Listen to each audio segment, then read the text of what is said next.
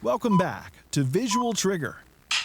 It's been a month since I started uploading stuff on YouTube, and 2 months since I've been whatever the fuck this is creating it. And it's amazing in those 2 months. Let's just not get ahead of ourselves. Let's have a little bit of a monkey shoulder.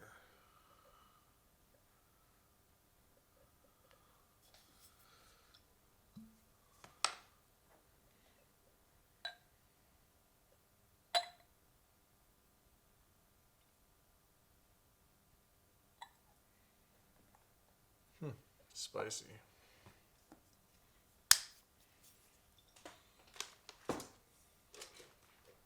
Stay there. I hope one of them doesn't actually drop sometime.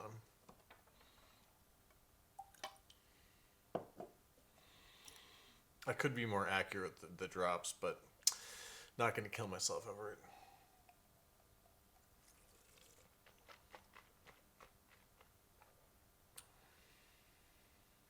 It's sharp.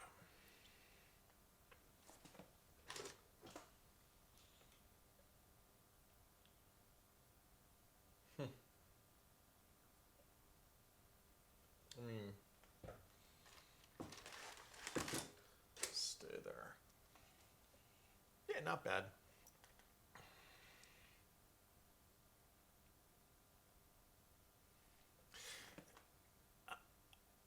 I wasn't really sure exactly what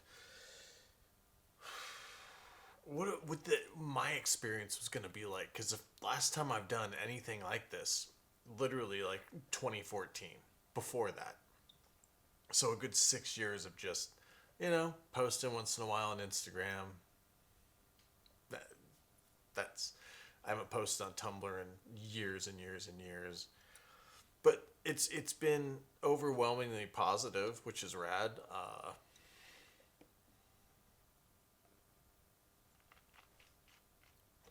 It's kind of a different workflow I never really thought of. I mean, I think a lot more about motion these days because, you know, you, I find that I drive clients in the context of motion in that direction because whatever the shoot time is, the editing is at least 2.5 times that. So it's not a bad way to bill, to like charge clients.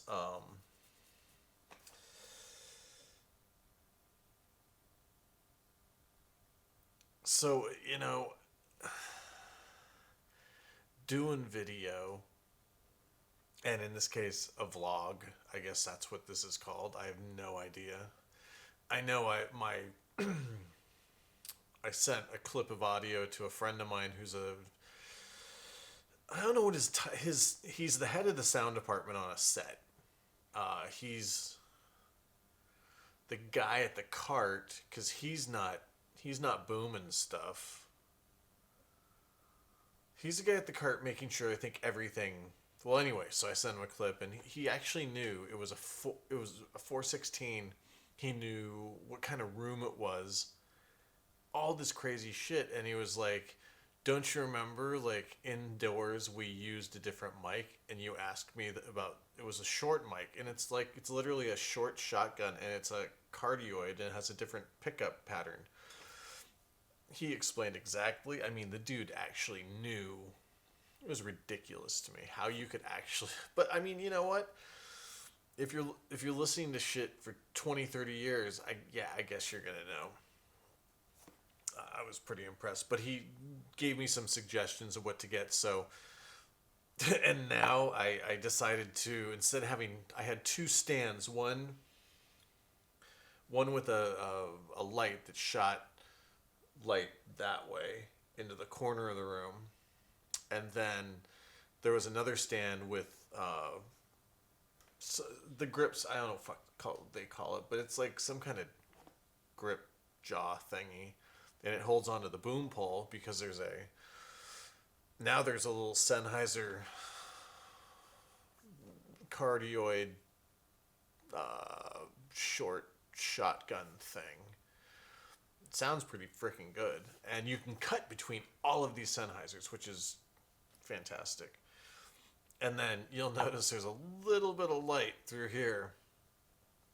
I I have it's funny because it's the light I use for my key light, even though this is something called a flow light that I put. So in my beauty dish, there's a translucent, brings it down a stop and a half. So I grabbed that from the beauty dish, which is right there, and threw it on the flow light. And then I have something called a Neela Boxer. It's a badass light. And it's usually the key light that I throw behind some 216, which is a Lee filter. It's pretty standard. And so I didn't use photo assistants. Even though I was a photo assistant back in the day, I found it easier to use grips. People who work as grips on movie sets, because with me it was literally like 2 to 4 hours. I paid you for the whole day. They liked it. And the best thing about grips is that they want to get what they have to get done quick, so they can go sit on an apple box and have a cigarette. So after movies would wrap, they'd have to, and I'm talking about like full rolls of shit that's like $200. They saved up the 216. I could ND an entire house with ND film, because, yeah, I know. Now, well, I guess it's really hard to do window replacement like they do in real estate photography and architectural photography. A little bit less in architectural photography, because I haven't seen Architectural Digest go full HDR yet, but I don't know. There's still time left. Maybe they will. I mean, if you look at the news, holy fuck. Everywhere's on fire, and I mean, I fucking get it. I mean, that's pretty fucking sad what happened. It's calming down a little bit. Maybe it just needs some contact with oxygen.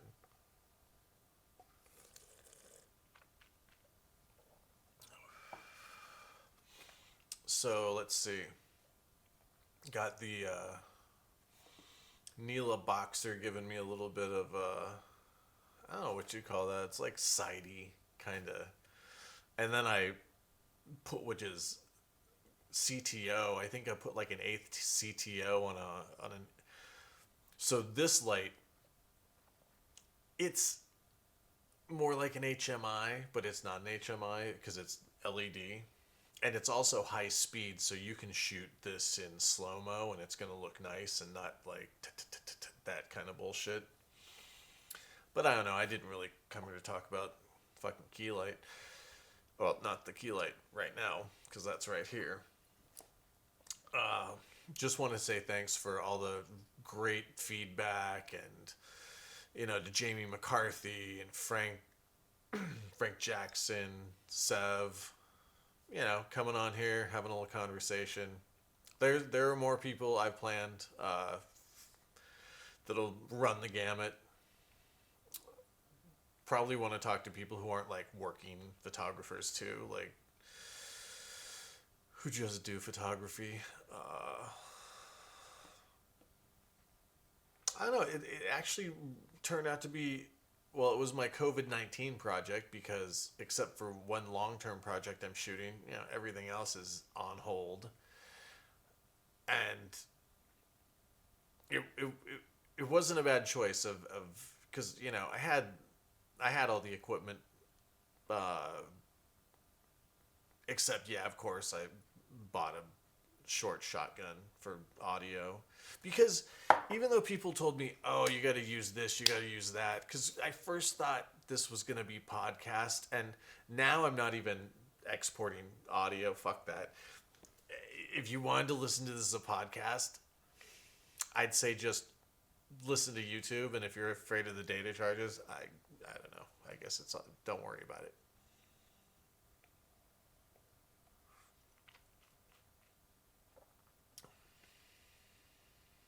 It's not bad. You can really taste the barrel in this.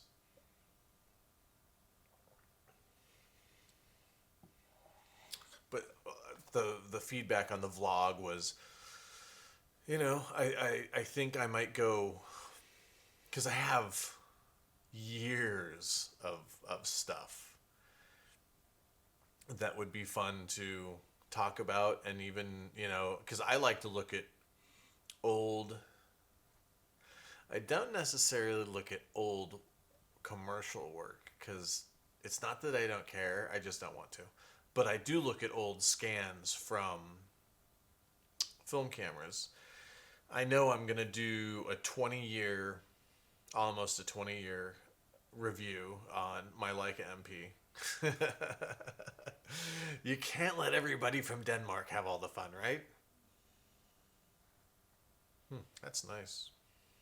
So it was a little, that's funny, because a lot of times when I drink Chardonnay for the first time during the day, not that I drink Chardonnay every day. If you looked at my Instagram, you'd think I ate a lot of risotto. I cannot believe I'm not 900 fucking pounds. But I keep relatively active. I should keep more active, but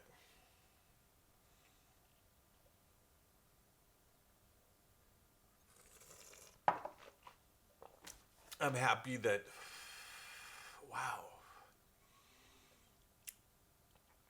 I'm pretty happy that it seems like, we hit the apex and we're on the backside of the apex. Let's hope that with all this worldwide pandemic bullshit, that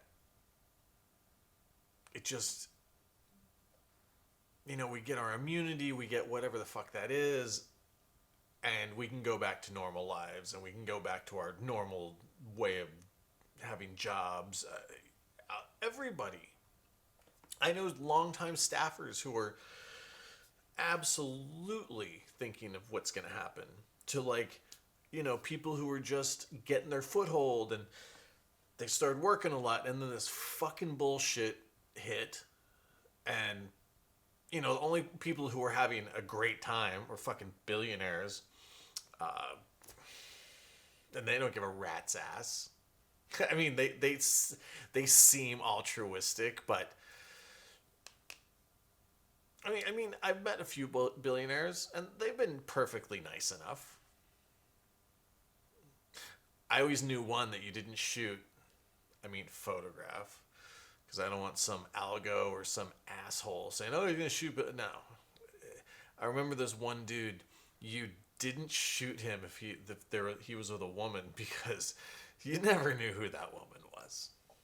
I mean, honestly, I never checked or asked. I don't think he was ever married, but you kind of figured out that if you saw the person enough, I don't know how these guys find those. I mean, it's a whole different world, but I know they've done pretty exceptionally well, the billionaires. Then everyone else is asked to take pay cuts and dial back.